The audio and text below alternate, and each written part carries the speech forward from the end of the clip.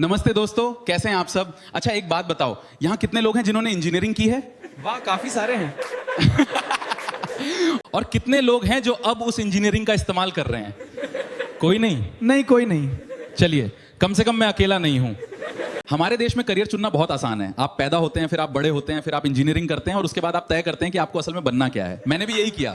4 साल तक सर्किट और कोडिंग सीखी और आज यहां खड़े होकर जोक्स सुना रहा हूं।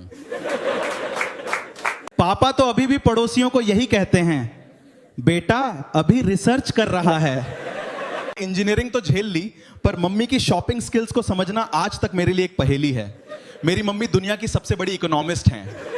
हम किसी मॉल में जाएंगे, वो 5,000 रुपए का कुर्ता देखेंगी और सेल्समैन से ऐसे कहेंगी जैसे वो उसकी किडनी मांग रही हो, भैया ठीक ठाक लगा लो, पिछली बार भी आपसे ही ले गए थे। अब भाई साहब, वो दुकान पिछले हफ्ते ही खुली है, पर मम्मी का कॉन्फिडेंस देखिए।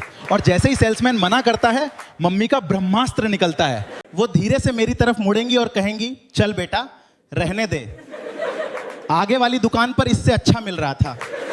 और कसम से जैसे ही हम 2 कदम आगे बढ़ते हैं, सेल्समैन पीछे से चिल्लाता है, अरे बहन जी सुनिए, ले जाइए, घाटा हो रहा है पर ले जाइए। उस वक्त मम्मी के चेहरे पे जो जीत की मुस्कान होती है, वैसी मुस्कान तो ओलंपिक्स में गोल्ड मेडल जीतने वाले के चेहरे पे भी नहीं होती।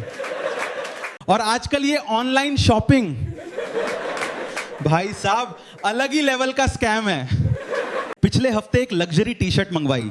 फोटो में मॉडल उसे पहनकर ऐसा लग रहा था जैसे अभी फोर्ब्स के कवर पे छपेगा। जब वो टी शर्ट घर आई और मैंने पहनी, मैं फोर्ब्स का कवर नहीं बल्कि अपने घर का पोछा लग रहा। मेरी मम्मी ने देखते ही कहा, बेटा कितने की ली? मैंने कहा मम्मी 1200 की।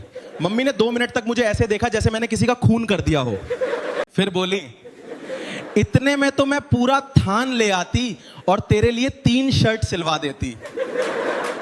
वैसे ही मेरा नया शौक है जिम जाना। न्यू ईयर पर जोश चढ़ा था, मैंने 6 महीने की मेंबरशिप ले ली। पहले दिन जिम गया, वहां शीशे इतने बड़े थे कि मुझे अपनी असलियत दिख गई। वहां एक लड़का 100 किलो का वजन उठा रहा था और मैं वहां खड़ा होकर यह सोच रहा था कि अगर ये वेट इस पे गिर गया तो मुझे पुलिस को क्या बयान देना है। 2 दिन जिम जाने के बाद मुझे लगा कि बॉडी बन गई है।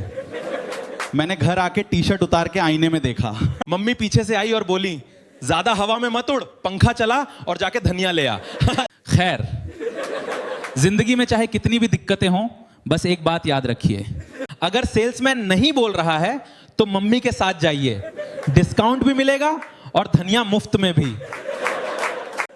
Thank you guys, thank you, you are the best.